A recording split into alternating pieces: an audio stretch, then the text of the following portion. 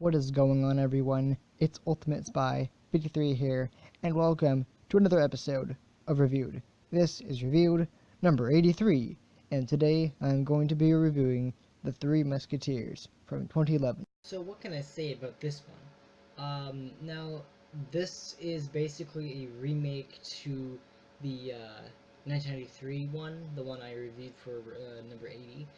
It's the same exact story, well, with additional stuff, but it's vastly different and it's more modernized because it did come out in 2011, about 6 years ago. And overall, even though it did not do well in the box office, it got 24% on Rotten Tomatoes, which is actually really bad. But I liked it. I didn't hate it. I didn't love it. I liked it. I just liked it. It was funny. I guess it was a lot of the things in the movie were funny. The last episode of review that I did about this particular story was when I reviewed the 1993 version of the movie, or the story or whatever.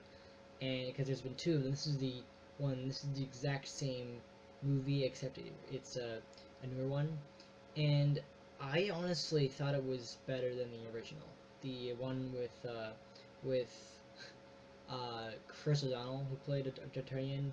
This one had Logan Lerman in it, who was in Percy Jackson.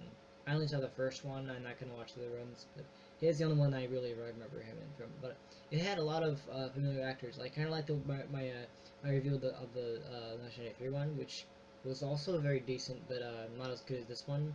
But it also had some really good actors that I recognize more actors in this one than the other one. In this one, it had people like Logan Lerman, obviously, Mila Jovovich, I think that's something like that. She was in the Resident Evil movies. I never saw them, I never will, but I know she was in that movie as I guess the character of Milady or something like that. I guess that was that, like, in the movie had that in there as Milady. Although I guess she has a name, I don't really know what the name is. But yeah, honestly, it was really fun. I also recognized Luke Evans. Well, actually, going before I even saw the movie, I had looked it up. I had looked briefly the cast of the movie, and it said Luke Evans. Like, oh yeah, that guy. He's from The Hobbit, and also the new Beauty and the Beast movie, which I will do a review of in a few months, actually, when I actually eventually do get it. So it's on my to-do list. But he was in the movie as one of the Musketeers. He was Aramis, I think it was. Yeah, Aramis. Really cool about the movie was in the beginning of the movie they showed, like, they would have, like, every time, like, the very beginning of the movie they have the little like title card. They would say each of the names of the Musketeers, and it was a really cool effect. I love that part about it. But it also had Orlando Bloom, and I was, like, really surprised because I completely forgot that he was in the movie. And, like, I think I had seen it somewhere where he was in the movie, like, oh, let's see the movie, and then I completely forgot he was in the movie, and then he appeared. I'm like, oh my god, it's Orlando Bloom, because he's one of my favorite British actors. He's one of my favorite. He hasn't been in a whole lot of stuff that I've seen him, but I know him from both Lord of the Rings and The Hobbit. Well, he was only in The Hobbit a couple of times, but he was in those movies also in Pirates of the Caribbean. He was recently, because Dead Man Tales came out in May, and he reprised his role in that movie. So those are the only two franchises that I know him from: Middle Earth and Pirates of the Caribbean. But he played the Duke of Buckingham. I can't remember how it's pronounced. I want to say it's Buckingham. I could be wrong with that. Pretty sure. But he played that. It was a role that was very different. It was a very different role that I'm used to, because a lot of actors I'm always used to playing other characters, and they play. It's like he's always playing good characters, and then when he plays an evil character, I don't understand. It's different. It's like seeing actors play a different role, like a villain role, and you're not used to that. It's like, what? They're playing a villain? That's weird. And then you see the movie, it's like, oh my god, that's weird. So I didn't hate it. I just thought it was weird. I just thought it was different. Nothing he's ever done before that I've seen, at least, because I've always seen him play Legolas and Will Turner, and that was it. Those are good characters. I also started Mads Mikkelsen as basically, if you remember in my last review of this story, or the novel movie thing, because there's been two of them. I told you I would review this movie in a couple weeks, and it's been a couple weeks, so I doing it now. And this is the remake, obviously. But there was a character called Rockfort, I want to say. Yeah, Rockfort. Yeah, he played that same character. The kind of like, I don't know. He was just this person. He was just like this guy who was evil. I don't know who he was meant to be. He was just some person. But Mads Mikkelsen played him, and I've seen Mads Mikkelsen in like quite a lot of movies. He was in Doctor Strange. He was also in King Arthur, that movie with the poorly received movie. I reviewed it and I did not. I had a lot to say about that movie, but he was in that movie as a character, and honestly, I didn't hate it. I didn't hate the fact that he was in the movie. I mean, I like him so far. He's a fairly decent actor. He's been in some pretty decent roles actually. But he was in the movie, and I was surprised to see him. I'm like, oh my god, that's Mads Mikkelsen. Well, actually, just like Orlando Bloom, I had forgotten he was in the movie. I knew he was. I think I had remembered he was in the movie. Like, oh, but it just caught me off guard. Like, oh my god, it's him. So it was really cool. There was not a lot of other actors that I recognized besides James Corden was in it too, and Juno Temple.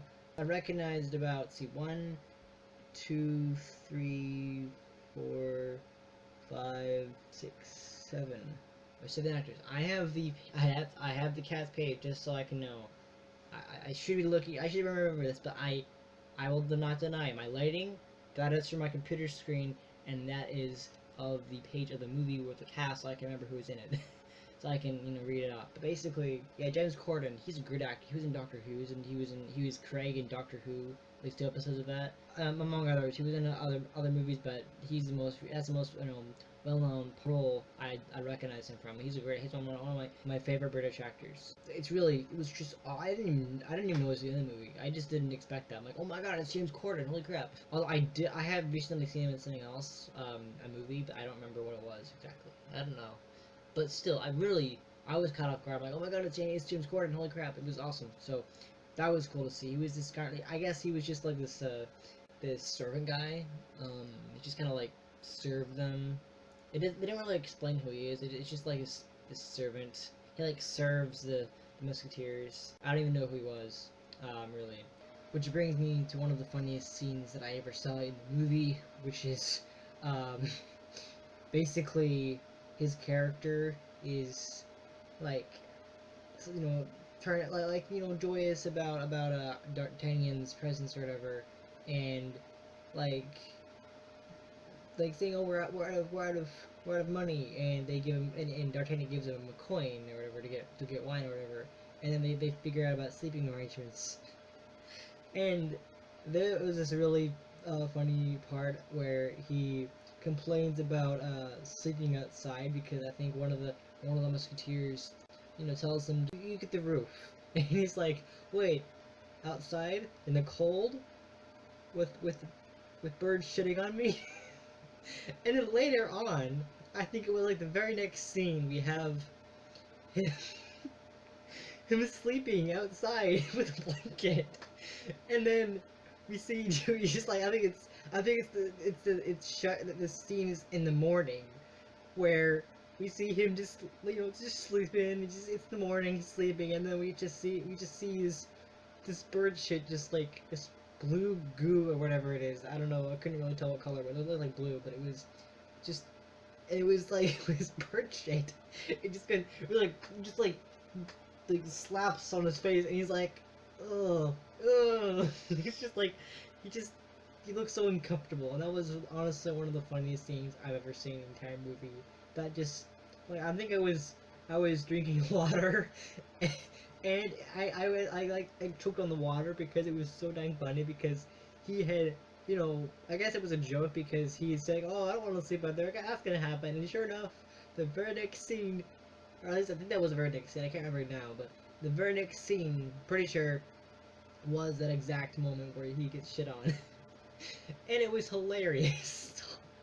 So I felt like he was the comic relief of the movie. But yeah, it also starred Juno Temple. I haven't seen her in anything really. I think I've heard of her in a movie before. There was like one movie that I kind of saw a trailer for, and I was it. But she looked. I when I saw the movie, I'm like, is that Ellen Page? That's Ellen Page, right? And it turns out it was not. It was just a look-alike.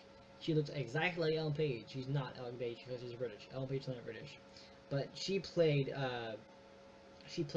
Queen Anne, who's basically the arranged marriage love interest for the king. Yeah, I was really surprised to see her in that movie. I didn't. I recognized her as someone completely different. Turns out not. But yeah, and I was also Gabriella Wild. Sounds like, well, when I was looking at the credits, I had seen Wilde. I'm like, oh, maybe she's the sister of Olivia Wilde. Turns out not. Turns out you can have the same last name, but you can be a different actor. But she was Constance, if you remember in my I don't think I really talked about it much, but in my other review of this movie, or the 1993 version of the movie, there was this girl in that movie that was basically who basically fell in love with D'Artagnan, the young boy who wants to become a musketeer, and she's just shown in the movie, both versions actually, to grow to like D'Artagnan just as a man of bravery who isn't afraid to stand up to himself.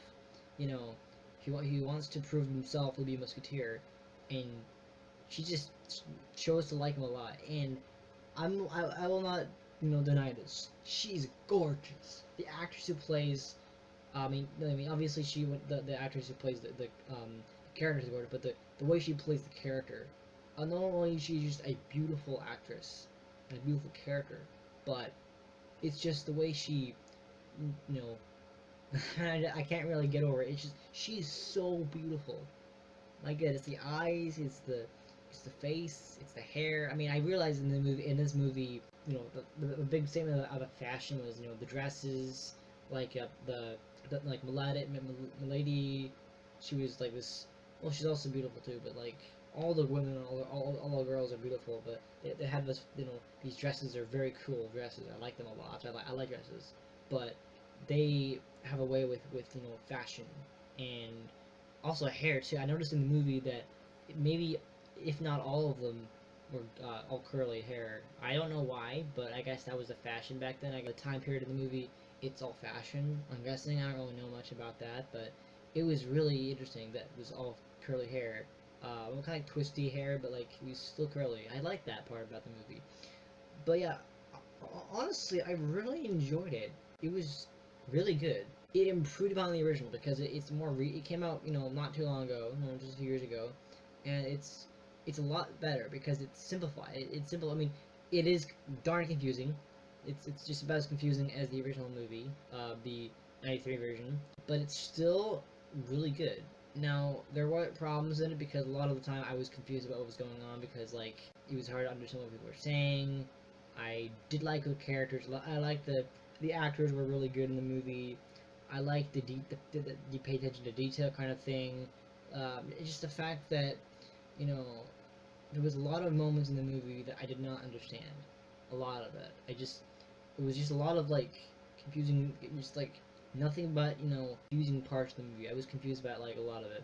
I mean, it made more sense than the original. It did a lot. There was a lot of improvements. Although it didn't do as well, it still, the story was simplified. It just kind of, it felt better explained to me. Although it was very confusing. There were times I just did not understand what the fuck was going on. But it was still very good. I really, really like the portrayal of Constance. I mean, not only is the actress absolutely beautiful, both actresses actually, Juno Temple and Gabriella Wild, they're both beautiful girls, but also it was different. And I like that with remakes, is they make it, they take the original story, they keep it, but they add stuff to it. Like there was this whole thing with like a flying ship and stuff like that, and a really cool little part of the movie was a scene where it was D'Artagnan going from wherever he was to another city, or whatever you call it, another castle, and it shows us like this diagram of them going to that place, and then when you finally get there, you had like this bridge, and then the scene transitions to that actual place. That was really cool. That was a really cool idea. And I like that part of the movie was the attention to detail. The fact that they really know how to make good editing. That's really important because back in the 90s, editing wasn't very good. In fact, a lot of the actors' costumes were very similar. Not all of them. I think the only one I really could tell was very similar. The only two characters' costumes that actually were different or were very similar, and that was the guy who played the kind of the cardinal.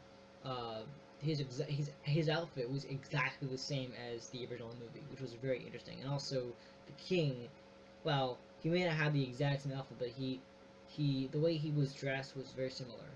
I just felt like it was a very similar thing. But overall, this movie was very good. I really liked it. I didn't hate it. I didn't love it, but it was very good. It was way better than the original. Although there were some flaws, there were a lot of flaws. It was very decent, and I really liked it.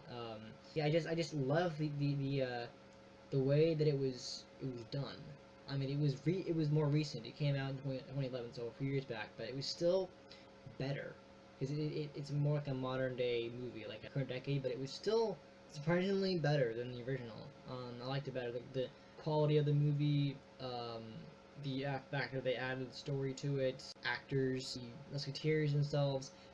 Honestly, you'd think that a movie with Logan Lerman would be terrible. It wasn't that bad. It was different. Logan Lerman did his best. I think that it was all very, very good. It has basically the same plot, but a little different. It's way different. Like, the floating ships weren't even a thing in the original. Pirate ship type things were just not even a thing. And the king was portrayed differently. Although similarly, he was similar. The story is similar, everything is similar, but it's the exact same thing. But there are a lot of similarities, but it's very different, and that's what I liked about it. Although I will say that the cardinal, who turns out was Christoph Waltz, he looked almost like Ralph Fiennes. He looked almost exactly like. He just looked so similar. Apparently he was Inspector, which is a Bond movie. I haven't seen it yet, but I was very sure that it was that character because it was a very similar movie. It was very cool because a lot of all the women in the movie were beautiful, and that's why I liked it a lot. I liked the movie because of the girls and also the portrayal of the characters in it. It was vastly improved. I didn't feel like it was like the original. Although it was similar, there was a lot of improvements. Yeah, it was a lot of improvements to the original movie. We got to see D'Artagnan's parents. That was a very good part about the movie. So yeah, honestly, I love the fact that at the very end of the movie, we get to have both the king and D'Artagnan get the girl. That was the really cool part about the movie. It was longer, about 5 minutes longer, but it was still very decent. It wasn't as bad as people think it was. That's all I really can say about the Three Musketeers. I do like how it was simplified, because in the original movie, I noticed how it was hard to understand what was going on, although it was hard to understand what was going on in this movie too. The original, I had maybe 40% of the movie I had no idea what was going on, but in this movie, it was less than that. It was way better. I was able to understand it better.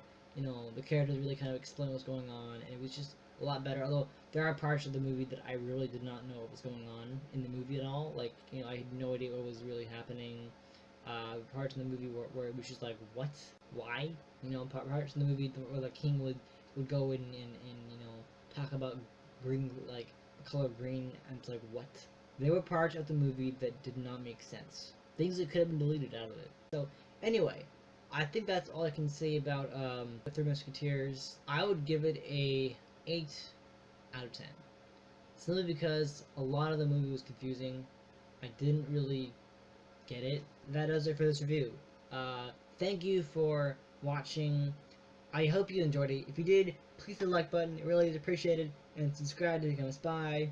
And yeah, you can click right here to check out last week's episode where I reviewed Ex Machina. And you click right here to go to the previous episode where I reviewed Princess of Thieves. Thanks again for watching, and I'll be back next time for another episode. Alright, see ya.